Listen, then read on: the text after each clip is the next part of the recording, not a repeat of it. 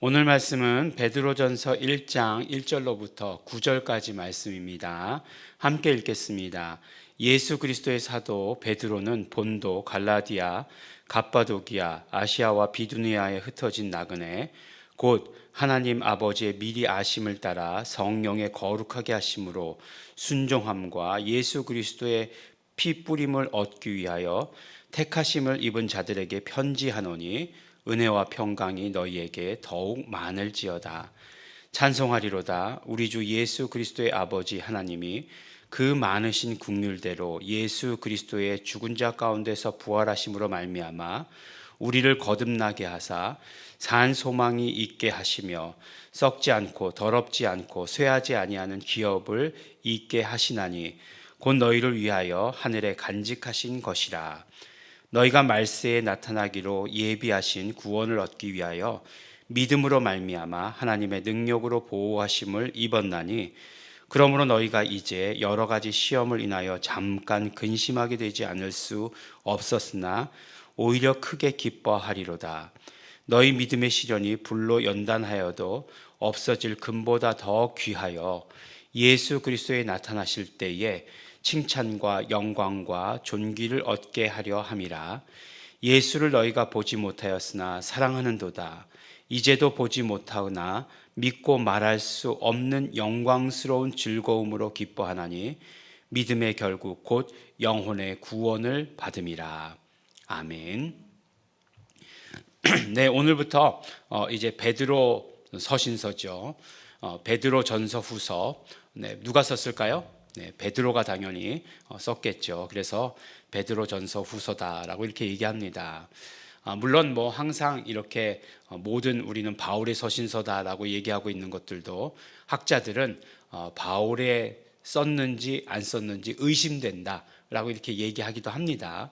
그래서 바울이 쓴 것이 확실하다라고 얘기하는 것을 사도 바울의 진정서신이다라고 이렇게 얘기하고, 그 다음에 이제 2차 서신 이래가지고 사도 바울의 저작을 의심하는 그런 것들도 없지 않아 있습니다. 뭐 그거는 이제 학자들이 할 이야기고요.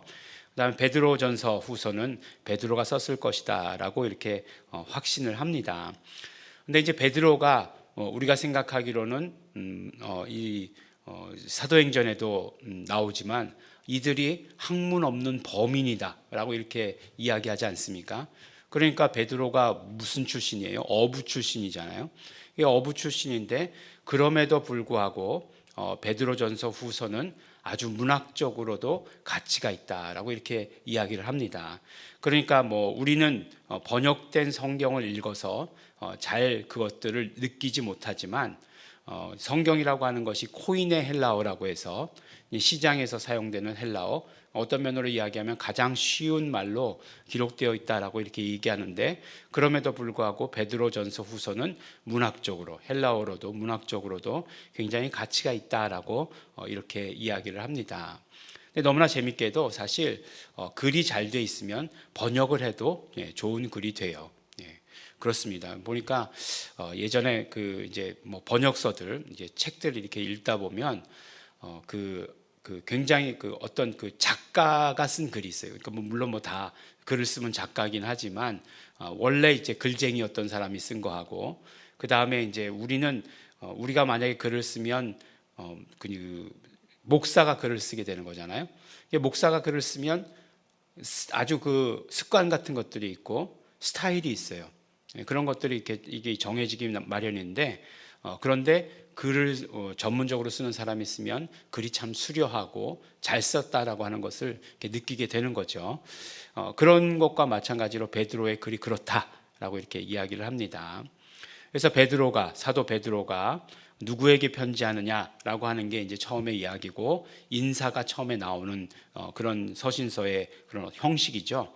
근데 그 형식들도 보면 이제 베드로가 누구에게 편지한다. 본도, 갈라디아, 갑바도기아, 아시아와 비두니아에 흩어져 있는 나그네들 이렇게 얘기하는데, 이 지역은 보면 사도 바울이 첫 번째로 전도 여행 갔던 그런 지역이다라고 하는 사실을 우리가 알 수 있죠. 그 지역, 그 윗지역이라고 하는 것, 아시아 그러니까 윗지역이라고 하는 사실을 우리가 알게 되는 거죠.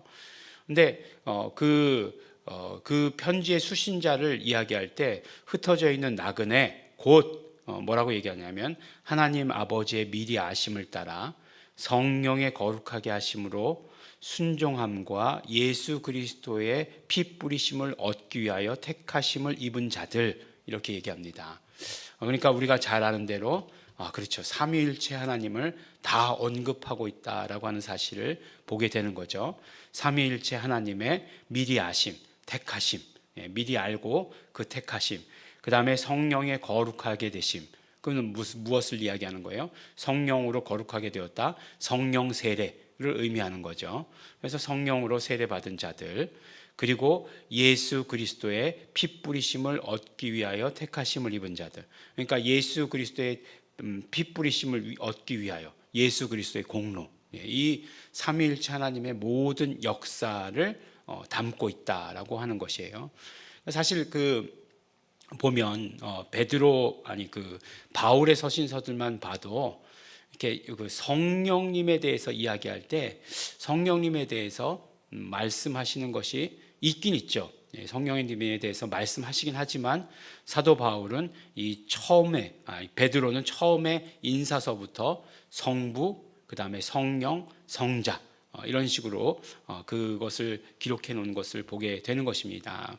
그래서 훨씬 더 삼위일체 하나님에 대해서 어떤 면으로 이야기하면 발전된, 그것도 그럴 것이 무엇이냐면 베드로의 이 서신서가 바울의 서신서보다 저작 연대가 훨씬 더 뒤쪽이에요.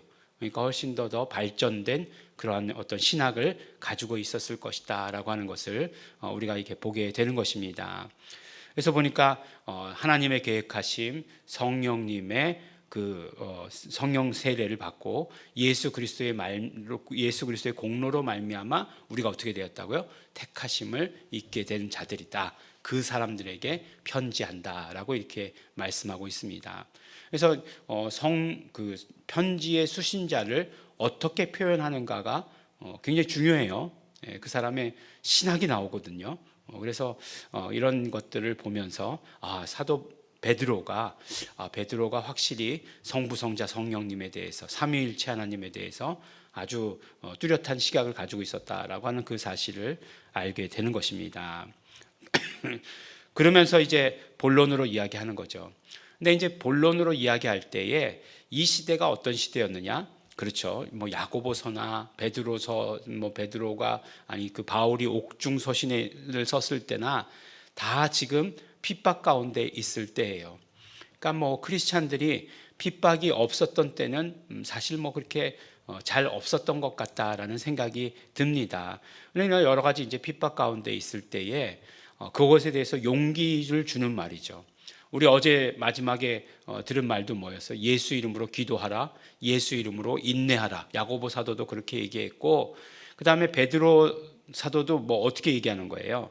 그러니까 잘 참으라라고 이렇게 얘기하는 것과 마찬가지죠.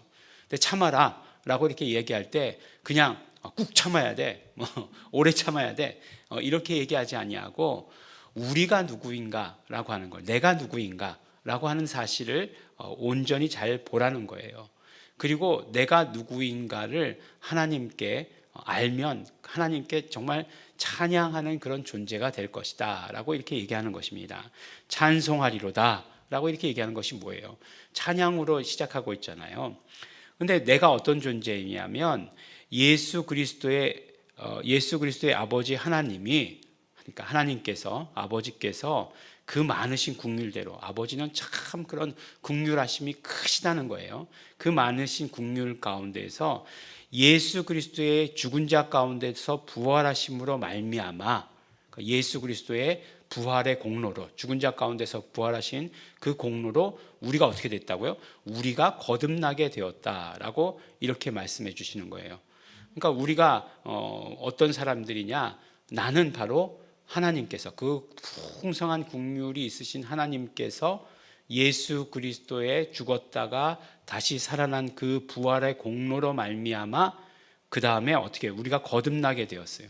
거듭나게 된 상태가 되었는데, 거듭나게 되어서 그것이 끝이 아니라 어떻게 해요? 산소망 안으로 들어가서 있게 하신다.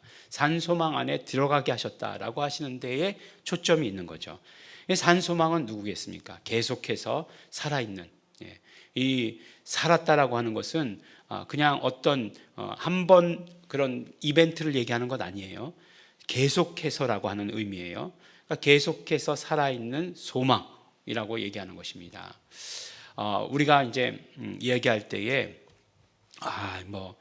이번에는 우리가 이길 것 같아, 뭐 이렇게 얘기하는 것, 이렇게 얘기하면 그 굉장히 그 헛된 소망, 그 헛된 꿈을 꾸게 하지 마라, 뭐 이렇게 얘기하는 것들 많이 있어요. 그래서 요새 그런 어떤 이야기도 있었냐면 아주 좋지 않은 말이지만 희망 고문, 뭐 이런 얘기들도 있습니다. 그러니까 진짜로 이루어질 수 없는 일인데 괜히 희망을 주어서 나중에 더 실망하게 하지 말라라고 하는 그런 이야기죠. 근데 우리가 가지고 있는 산소망은 그런 것하고 차원이 다릅니다. 그런 어떤 헛된 것들, 그냥 뜬구름 잡는 것 같은 그런 것이 아니라 실제로 죽은 자 가운데서 살아나신 그 예수 그리스도가 날마다 살아있는 소망이시다. 우리의 소망이 되신다라고 이렇게 말씀을 해주시는 것이에요. 그래서 산소망 안으로 들어가는 것, 우리가 거듭나서 어떻게 해요? 산소망 안으로 들어가는 존재가 되었다. 우리가 그렇게 말씀해 주시는 것이에요. 그래서 산소망 안으로 들어가게 되니까 어떻게 돼요? 썩지 않고 더럽지 않고 쇠하지 아니하는 기업을 있게 하신다라고 이렇게 말씀해 주시는 거예요. 그래서 그것이 무엇이냐? 너희를 위하여 하늘에 간직한 것이다. 그러니까 우리가 산소망 안으로 들어가서 하나님께서 주시는 그 기업을 우리로 있게 하신다. 그 기업을 우리에게 상속해 주신다. 라고 이렇게 얘기하는데 그것이 하늘에 간직한 것이다 라고 이렇게 말씀해 주시는 거예요. 그렇습니다. 우리가 지금 환난당하고 어려움에 있다 할지라도 내가 누구인가? 나는 이런 사람이라는 거예요. 나는 정말 이 땅에서 하나 제대로 된 것, 변변한 것, 내 손수 중에 하나도 없지만 그렇지만 하늘나라에 가면 이렇게 풍성한 것들이 기다리고 있다는 것이에요. 왜요? 어떻게 해요? 그 하나님께서 긍휼이 풍성하시고 예수 그리스도의 죽었다가 부활하신 공로가 있기 때문에 그 공로를 입은 자들이고 그 다음에 나는 산소망 안에 거하는 자이기 때문에 그렇다라고 이렇게 말씀해 주시고 계시는 것입니다. 그리고 너희가 말세에 나타내기로 예비하신 구원을 얻기 위하여 믿음으로 말미암아 하나님의 능력으로 보호하심을 입었다라고 이렇게 이야기를 하는 것이에요. 그래서 지금 너희가 지금 이 상태는 무엇이냐면 여러 가지 시험을 인해서 잠깐 근심하게 되는다라고 이렇게 얘기하는 거예요. 잠시 잠깐 근심하게 되지만 그 큰 것들을 우리가 다시 얻게 되었을 때 우리 기쁨을 얻게 되는 거죠. 그렇지 않습니까? 우리가 이제 운동 경기 보면은 막 1대0으로 지고 있어요. 1대0으로 지고 있다가 나중에 결과가 2대1이 되었어요. 그럼 역전승이잖아요. 그러면 그 역전승이 훨씬 더 기쁨이 크고 즐거운 것처럼 잠깐은 근심하게 되나 우리가 오히려 크게 기뻐한다라고 이렇게 얘기해요. 또 믿음의 시련이 불로 연단하여도 없어질 금보다 더 귀하다라고 이렇게 얘기하는 거예요. 금이라고 하는 것은 금광석이라고 하는 데서 추출하는 거죠.